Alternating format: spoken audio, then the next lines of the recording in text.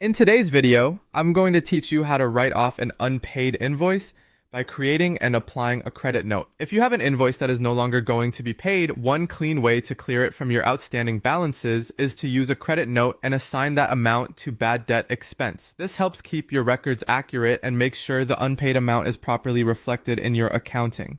To begin, open the unpaid invoice. From your main menu, go to Business, then Invoices, and then select Awaiting Payment. This area shows invoices that have been issued but have not yet been fully paid. Take a moment to find the specific invoice you want to write off. Before opening it, it's a good idea to quickly confirm that you've selected the correct customer invoice and the correct amount, especially if there are several similar unpaid entries. Once you have the invoice open, look for the Invoice Options menu. From there, choose Add Credit Note. This creates a credit note directly from the unpaid invoice, which is helpful because it keeps the transaction linked and reduces the chance of entering the wrong amount manually. In most cases, the system will carry over the relevant details from the invoice, making the process faster and more accurate. Next, assign the account line to bad debts expense.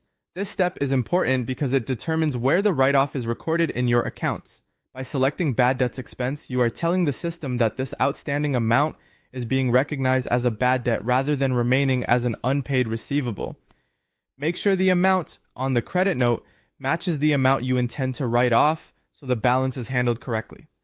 After that, click Approve to finalize the credit note and allocate it against the invoice. Approving the credit note clears the outstanding balance, which means the invoice will no longer appear as unpaid. This is the final step that completes the write-off process and updates your records. As a quick best practice, it's worth reviewing the invoice one last time after approval to confirm the balance has been cleared as expected.